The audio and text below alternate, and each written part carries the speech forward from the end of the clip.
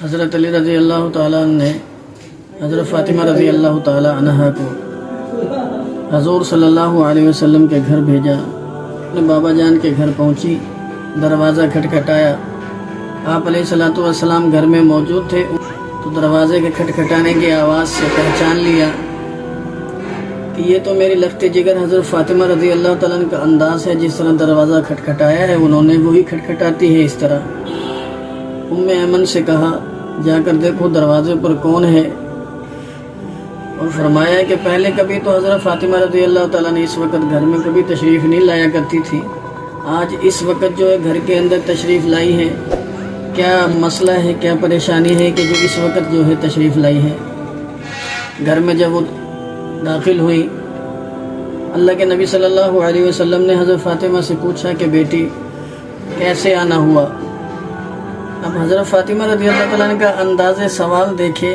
کہ ڈائریکٹلی نہیں کہا کہ ہمارے گھر کے اندر یہ حالات ہیں، ایسے حالات ہوئے پڑے ہیں، ایسا گزر بسر ہو رہا ہے، بلکہ انہوں نے اس انداز سے بات کی کہ اللہ کے نبی صلی اللہ علیہ وسلم سمجھ گئے کہ گھر کے اندر حالات کیسے ہیں۔ فرمایا کہ یا رسول اللہ، فرشتوں کا کھانا تو لا الہ الا اللہ، اللہ اکبر، الحمدللہ کہنا ہے، ما ھذا طعامنا، ہمارا کھانا کیا ہے، ہم کیا کھائیں؟ اللہ کے نبی صلی اللہ علیہ وسلم سمجھ گئے کہ میری بیٹی جو ہے مجھ سے سوال کرنے آئی ہے، گھر کے حالات جو ہے ٹھیک نہیں ہیں، گھر کے اندر فقر و فاقہ ہے، گھر کے اندر کئی دن ہو گئے ہیں چولہا نہیں جلا ہے۔ لیکن اللہ کے نبی صلی اللہ علیہ وسلم نے حضرت فاطمہ رضی اللہ تعالیٰ عنہ کو فرمایا کہ بیٹی بات یہ ہے کہ قسم ہے اس ذات کی جس نے مجھے حق دے کر بھیجا ہے کہ تیرے ابا جان کے گھروں کے اندر جتنی میری بیویاں ہیں، اہل بیت ہیں، ان کے گھروں میں 30 دن ہو گئے چولہا نہیں جلا۔ لیکن اگر آپ کہتے ہو تو میرے پاس جو ہے مال غنیمت میں بکریاں آئی ہوئی ہیں، 5 بکریاں میں آپ کو دے دیتا ہوں، اور اگر آپ کہتی ہیں تو میں وہ 5 کلمات جو حضرت جبرائیل علیہ السلام مجھے سکھلا کر گئے ہیں میں وہ آپ کو سکھلا دیتا ہوں۔ اب ایک طرف اللہ کے نبی صلی اللہ علیہ وسلم نے دنیا کو پیش کیا، دوسری طرف جو ہے اللہ کے نبی صلی اللہ علیہ وسلم نے اعمال کو پیش کیا۔ لیکن آپ حضرت فاطمہ رضی اللہ تعالیٰ عنہ بھی جو ہے آپ کی تربیت یافتہ تھی، آپ کی صحبت یافتہ تھی، اور آپ کی بیٹی تھی۔ جب اللہ کے نبی صلی اللہ علیہ وسلم کی یہ بات سنی تو کیا فرمایا کہ اللہ کے نبی جی آپ مجھے وہ 5 کلمات سکھلا دیں جو حضرت جبرائیل علیہ السلام آپ کو سکھلا کر گئے ہیں۔ تو اللہ کے نبی صلی اللہ علیہ وسلم نے وہ 5 کلمات جو حضرت جبرائیل علیہ السلام نے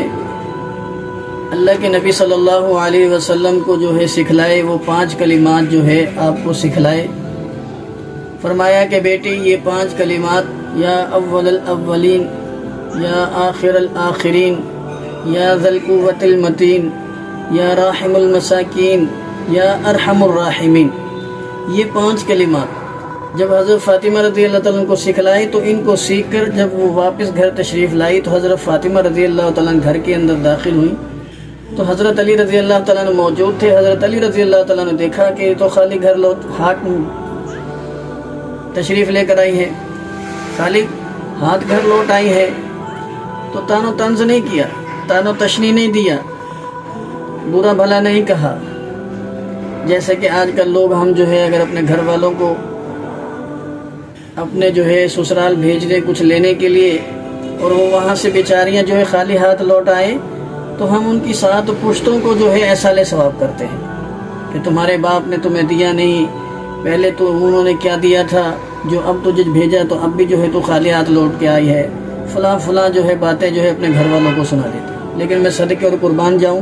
اللہ کے نبی صلی اللہ علیہ وسلم کے داماد کے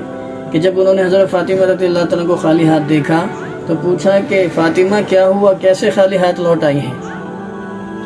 ڈانٹ ڈپٹ نہیں کی، لڑائی جھگڑا نہیں کیا، تانا نہیں دیا،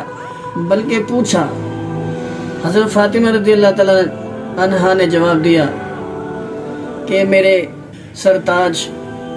میں تو حضور صلی اللہ علیہ وسلم کے پاس دنیا لینے کے لیے گئی تھی،